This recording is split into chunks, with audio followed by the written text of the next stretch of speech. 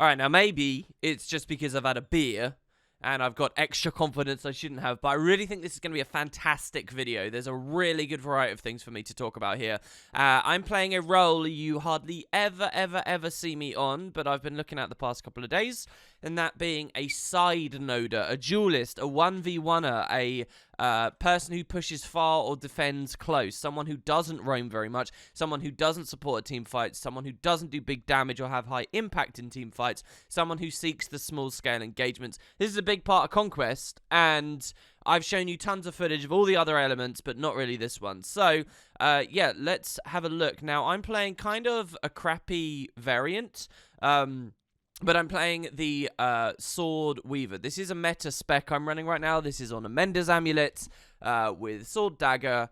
And the idea is just to evade a lot, resustain, bring our health back up, and win our 1v1s and survive while outnumbered. If we win all of our 1v1s, we alone can just dominate one part of the map. If we can survive while outnumbered, we allow our allies to outnumber on their side of the map. So that's how we provide victory for our team, by just straight up securing a whole node, 33% of the game, or by allowing everyone else to have free reign to, you know, roam around to +1 in luxury and all that kind of stuff, all right? So that's the idea. I'm going to basically try and go to the side points, which are less likely to have the big engagement, at the very least at the start of the game. And for me, that means I'm pushing far here. If you look at my composition, you'll see we have another Weaver. And it's hard to tell because they don't show Amulet. And I know I keep asking for more and more, but if it was Elite Spec Icon plus Amulet, it'd be so amazing. Because we don't see Amulet, we don't know what kind of Weaver this is, but I'm assuming he's the same build as me. So I'm quite confident on this. I'm going to push far, and I'm going to take 1v1s under potentially lots of enemy pressure, and I'm going to have to do back-to-back 1v1s as I fight against respawns. As opposed to me on far, my other Weaver is going to be more comfortable and less likely to be outnumbered on close, alright? So anyway, I'm going to push far, he's going to push close. We've got a Daredevil that will roam between our 3-point engagements, and we have a Reaper Scourge, so some heavy damage in mid, but no real way to sustain in mid. So that's our comp, and I actually think it's alright. There's lots of damage manifesting for quick +1s for our Daredevil, and he's got lots of opportunities everywhere. Anyway, I'm crossing over. We have a Weaver here. And I'll be talking a lot about here, guys, because I've got, obviously, the build specifics to talk about, which I've not demonstrated on Game of the Day. And I really think this will be a great video as a primer for any of you who want to learn about the side noding playstyle and how to do things and the kind of things that we'll be thinking about. It's going to be a really good video. So anyway, for kind of newbies, where we see that there's an enemy Weaver crossing, I could aggress that and harass it, but I already have other players on my team that can do that. And, you know, we've got our own stuff going on. Right now, what I'm doing is bursting mobility to get onto the far point so that it doesn't get flipped in their favor for my long 1v1. Having a really long 1v1 on a node that is neutral is very different to having a long 1v1 on a node that they own. So I've used Lightning Flash, I've used Ride the Lightning, I'm going to use Polaric Leap to close this gap here as well. I'm going to maintain swiftness as I go. And so now I'm in my 1v1. So this is pretty nice. And all I have to do is kill this Weaver. It looks like a mirror matchup. So whoever has more practice basically will be the one that wins. And as the fight begins, and you think it's going to be fair and even, I get a well dropped on me and the enemy Reaper comes in. So the game as it reads right now is there's no way I can win in general 1v2 like this, a straight up smashing keys against one another. If everyone's really bad and we're running really weird off meta specs, that kind of stuff can happen, but you should never expect it from ranked. Conquest is a game of numbers, and if you have less numbers, you're going to lose that fight. So we're going to very quickly shift gears here from thinking about how to 1v1 to thinking about how to survive. So I take a dodge and a twist of fate to give myself stab and another evade, and I come to this kite spot, pretty safe. The Reapers follow me. It's a pretty standard situation we've got here where one of the players is staying on the node to cap it, and the Reaper, or the other player, is aggressing. This is very good for their team. The win condition for their team right now is the Reaper should harass me here until this flips red, and then the Reaper can leave. And now I'm forced to 1v1 on their node, and if I can't win it quickly, that's really good for the red team. So everyone's playing perfectly right now, I think. The Reaper fails the jump towards me. That's fine. That's to be expected. And And now I see that the Reaper's rotating off, which is 100% to be expected, as I say. That's why I'm very quick to get back on the node, because, you know, this is kind of how good players act. And as soon as I get back in to do my 1v1, I see that the Reaper's coming back. So, half a second ago, I was feeling kind of bad, because the enemy team has double cap. On the other side of the map, all sorts of stuff's been happening in terms of my team over-rotating to hit the enemy Weaver that's doing the same thing as me. Anyway, ignoring all of that, what's happened now is made me happy. If the Reaper was leaving, you know, he's made a really good high-value play. But because he's come back, I know, well, I can just keep kiting and surviving and take 2 of their attention, thus providing win conditions for all my friends, right? If that makes sense. So I immediately come back to the kite spot. So the Reaper's making a huge mistake right now. I notice he's Lich as well. So that's ranged auto attack, high pressure. So I just stay line of sight and obstructing. I come down here. He walks back through the door. This is why you need to learn how to climb around on things, guys. Look at how easy this is for me and how slowly and frustratingly he has to move. So he summons the Unstable Horrors, which I happen to know recently from playing Dust Lich actually hurt. So, and I got nothing else to do, so I'm going to cleave them down. Now, this Weaver has realized that this is super annoying. He doesn't want to be 2v1ing me like this. And he's in a frustrating situation. The win condition is absolutely for the Reaper to leave, because a 1v1er via 1v1er, this could go either way. Maybe he beats me. But a Reaper who is not a 1v1er, it's just a damage build. My build is designed to kill these. My build, like, is very unlikely to ever lose, and that's why my build exists. It's able to kill anything that's just in a regular damage roll. This guy doesn't have a support with him or anything. So, this is now really awkward for the red team because the Weaver is walking off. He's the only one that has a chance in hell of beating me. And by him walking off, and I get why he's doing it because he's impatient, he's created this. But so it's all on the Reaper, really, because the Weaver's sitting there thinking, I can't do any. If this guy's just going to keep going ham trying to kill, he can't do anything to stop that, you know? So this is one of those beautiful illustrations of why a lack of game knowledge from some players creates frustration in others, right? I wouldn't want to be that Weaver right now. Anyway, so he's leaving, which is potentially an even bigger mistake. So now I get to have my 1v1 with a Reaper, which is perfect. I have an easy win condition here. We see he immediately shrouded. I dodged the Executioner's Scythe. You'll notice from my damage skills, I'm not going to describe, you know, 25 Weaver skills here. But basically he's eating everything. He misses the dodge on the Churning Earth. This Reaper is really struggling. And you can, the thing is, I go really heavy on the damage here because the way that this guy moved kind of tips me off to know that he's likely to be mechanically iffy too. Sometimes you'll get like players from World versus World that know how to use their skills a little bit better and they just don't know anything else. But quite often, if they're moving badly, rotationally, you kind of know that mechanically they're not going to be very good here. Here I cancel cast my Elite. It does bait a dodge. I don't know whether he was actually reacting to that. I'll do another one here. I was actually trying to kill him with the Elite because I like having weird skill icons. Anyway, so we kill the Reaper. You saw I took no damage in killing that guy, right? That's the point of this build. And all other builds like this, like Boon Beast and whatnot. So, and the Weaver, frustrated at this, undoubtedly, rotates back in. So, I misplay here. What I could have done, you see where I dodged there a second ago? If I'd Twister Fated, I would have 1 stability from that.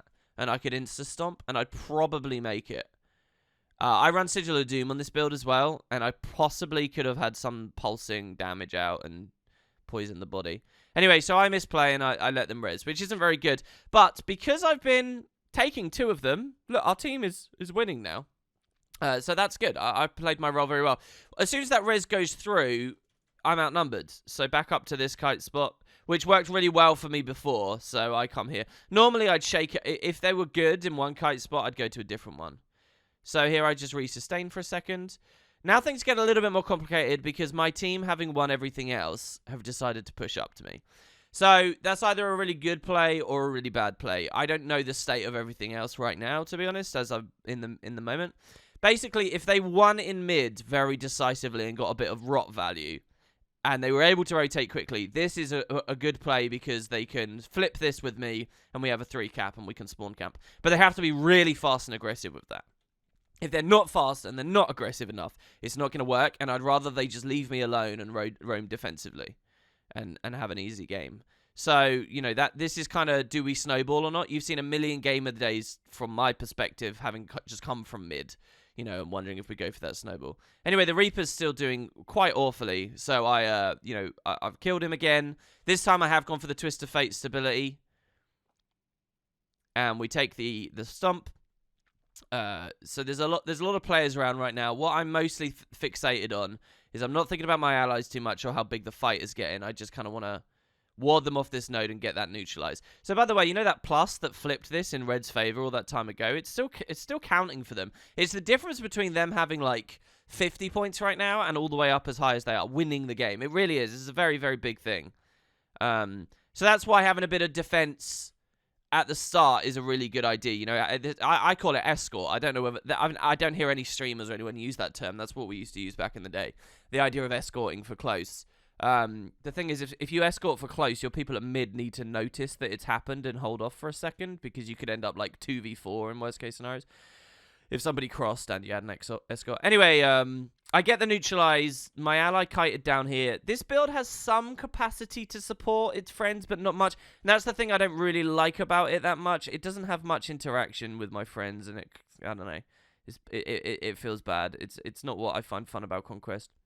Anyway, so I go for the res, but we're too late. I consider if I want to cap the node, because I'm thinking at that time that this is a Weaver I've got with me. It's actually not. I think it's a Reaper.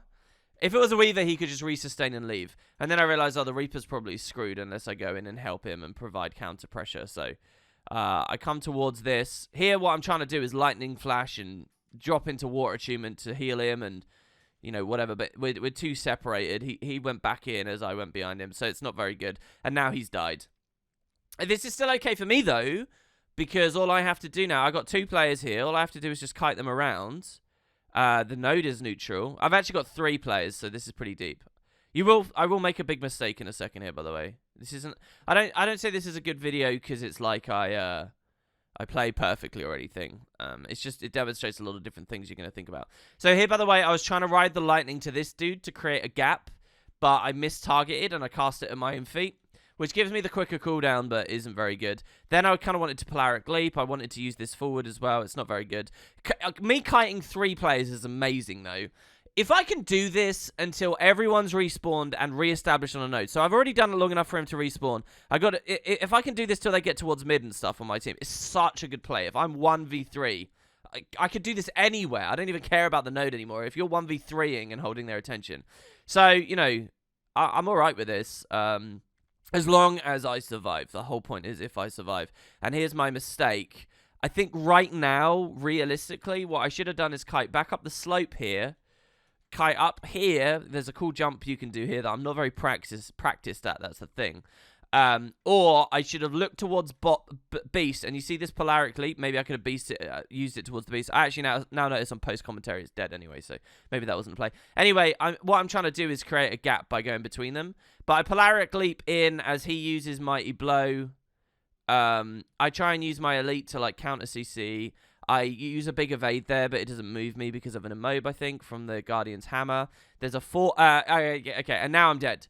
So that's the mistake I should have left. Me dying's unfortunate. The other really unfortunate thing is I had my Daredevil arrive. So the Daredevil, personally, I don't think has been doing very well this game. Well, I don't know. Maybe he's been roaming very well on close and mid, which I'm fine with. He hasn't really plussed me or interacted with me in any way. And now he's coming to try and 3v1.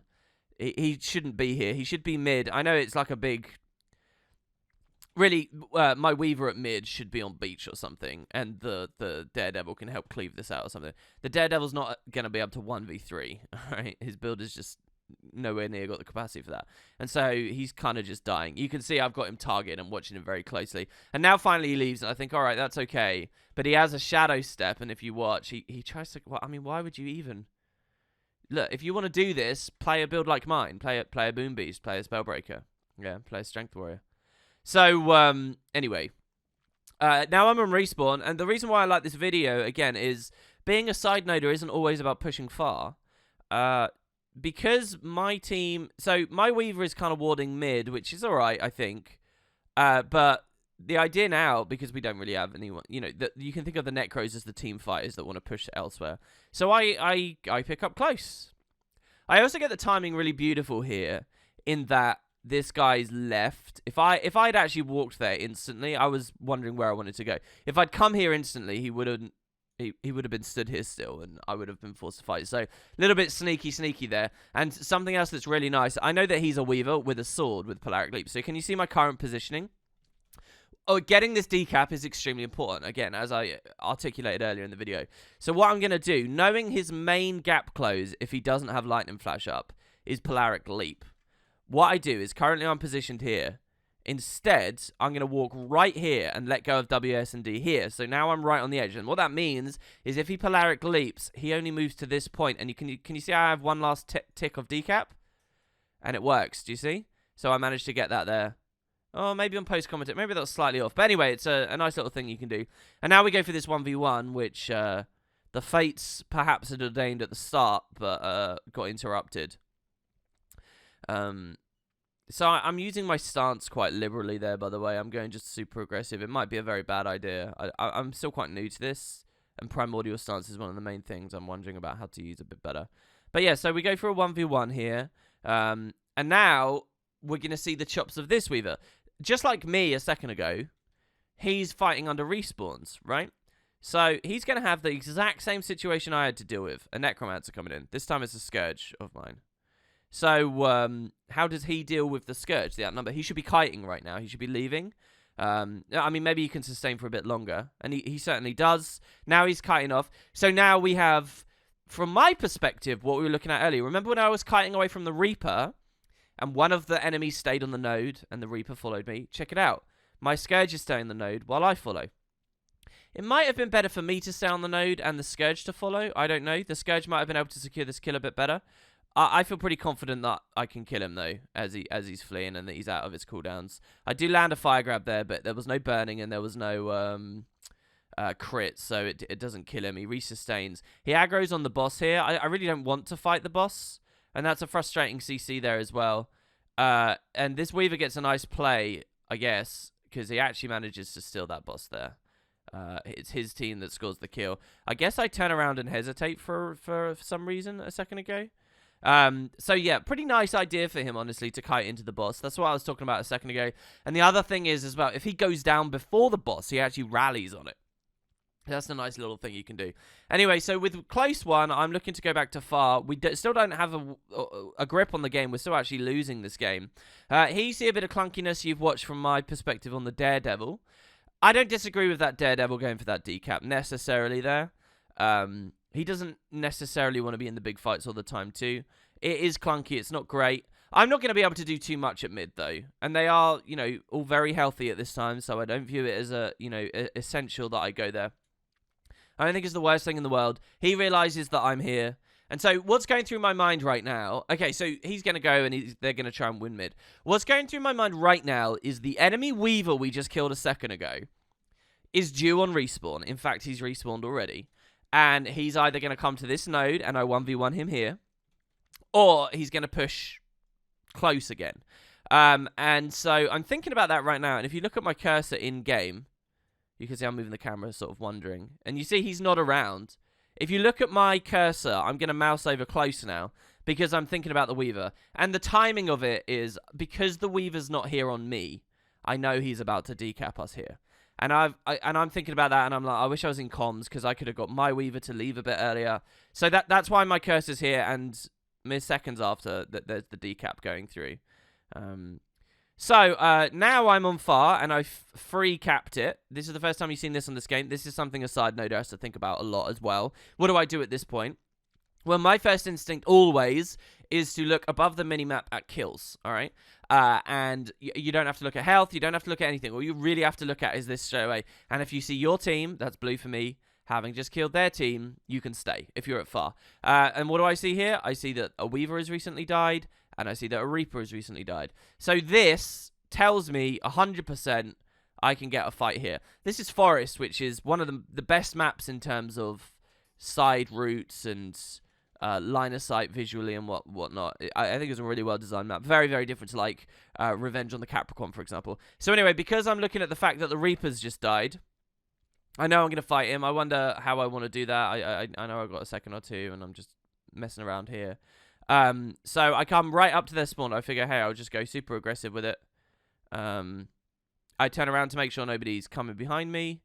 Well, I think in post-commentary I've spoken a bit earlier about this. But here you go. So now here's the Reaper. And we just, we were just waiting for him, basically. Now, he could have countered this by going side gate, like the Weaver did before. I wasn't confident he would do that, though, based on his performance earlier in the game. That's another little thing, another little advantage I think you can get.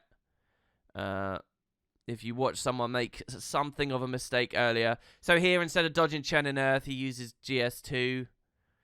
A lot of these skills don't crit, and if they did that, it would be so cool. It's not a high ferocity build. I wonder if you could squeeze an intelligence sigil on there or something. Anyway, so we kill him. He's fearing in downstate, so I'm dodging. Here, I can actually bleed him on node. It's not actually important that I finish that, and I actually regret doing as much damage as I did. Well, no, I don't regret doing as much damage as I did, because we are on their respawn, and more kills will be coming in, so this is a risk of them rezzing it. So getting it low and then rotting it at the last little bit is probably the best thing to do there. So he tries to bandage. I cancel the bandage with the Ring of Fire. I have to stay on the node here, though, because otherwise he would decap it. He bandages again, tries to fear again. So here I'm actually dodging the fear, but it beautifully lines up with the incoming core guard, who tries to burst me at the same time. That was a bit of an awkward double dodge there, I guess. What I was trying to do probably was get out of a potential ring of warding. So here I'm in a ring of warding. This is actually really dangerous for Weaver builds. If you don't notice it and you don't play into it properly. Similarly, in big fights when Firebrands drop their star 5s. So I actually went into Earth to use the stationary evade here, which is the safest thing. And then we take a regular dodge when we see the next Glacial Blow coming in. Here I get a plus from my Daredevil. It's a perfect play. It's exactly what you should do. We clean this up really fast. Look at that. The enemy team has now got a real problem in that they're trickling against me on this node now. I can cleave this. The Daredevil Shadow Step stomps. This is beautiful. And so here, what you're going to watch, actually, is Weaver Daredevil essentially win a 2v2, but we do it because the enemy team is staggered, and it came off of the back of a pretty nice plus. Oh, and now this Reaper's come in as well. So now what I'm thinking is, okay, Daredevil, you can probably leave if you like. I don't know how much pressure you've got. I go for the big damage before I go into kite mode here, and we do get some good.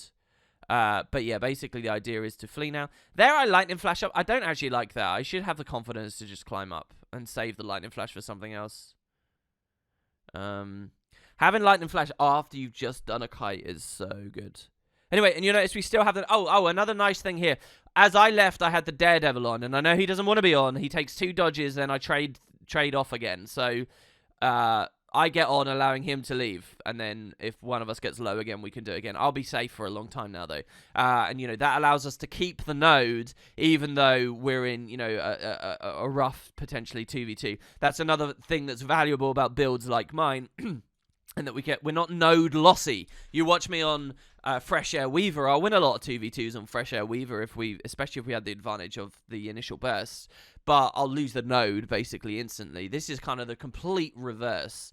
The Menders with a sword is the absolute reverse in every way to a Scepter Fresh Air Weaver, even though they're the same elite specialization. So here it's too hot. I get off. We have this kill here. I updraft to move the body away. I take Primordial Stance for stab and go for a stomp. I'm actually racing this stomp here with this guy, and we're going to get it. So that's good. Get a nice... I think that's a bit cheesy, to be honest. I got that evade on that Reaper 5. And now I just want this guy to leave. It's okay, man. Just kite off with the Necro. I'll just keep this neutral, and the 2 of them can follow me like the start of the game. We can just hold up close, mids. And you'll see, because of our far point engagement here, after I secured close and came back here, we've had a beautiful scenario where the enemy team's just been too offset for too long. And we took the lead a bit back, and we're maintaining our lead. Nice churning Earth in terms of positioning there. They do get the evade. This guy goes down, so I'm going to try and res it. Here I am wondering if I could have gone for some CC or something. He had stab, so it's whatever. What was going through my mind is he's going to be able to delay the first stomp with a port, which he did, thank God. I always have my heart in my throat as they do that, because I don't know whether they'll actually go for it. But so, I know that he could deny the first one, so I'm just going to try and counter pressure and get ready for CCs, for stab or for a res. So here, I twist a fate towards the body, which gives me stab so that I can res. someone else is holding the node right now. I'm not really thinking about that. I'm pretty sure I can get this res. He banishes it. It's a nice banish. I like that. I think it's pretty good. But I'm also very quick to get straight back on it. I get the res, and you know, we won the game there anyway as well. So yeah, there you go. That's playing a side noder. You don't really have to think about rotation so much there. Maybe it's not quite so interesting to watch as well in terms of the 1v1s and things, but those are the different perspectives you need to have. You just got to learn to be able to 1v1 and also always be ready for enemy reinforcements coming in and have a sense of when that might happen, when people might respawn. Those are the things that went through my mind. I'm no expert at this, obviously. I'm not really known for any of this, but there you go. That's what I understand so far. We've got top damage as well this game, which you can get if you're constantly in combat in this role. It's not really a DPS role, and it's not really excelling in AoEs and the crucial moments where big team fights explode. But if you have constantly been sort of butting heads against someone, you can farm that up a bit. Top heals, that's always going to happen if you have no formal support in your team, if you're a side noder. And then you'll probably get one of these two, or if not both. But these numbers, in terms of kills and deaths, should generally stay very low. We did get a res right at the end, but yeah. All right, so there you go. Anyway, I hope you guys enjoyed. A bit of a change of pace. I hope you're having a good Christmas period, and I will see you for another one very soon.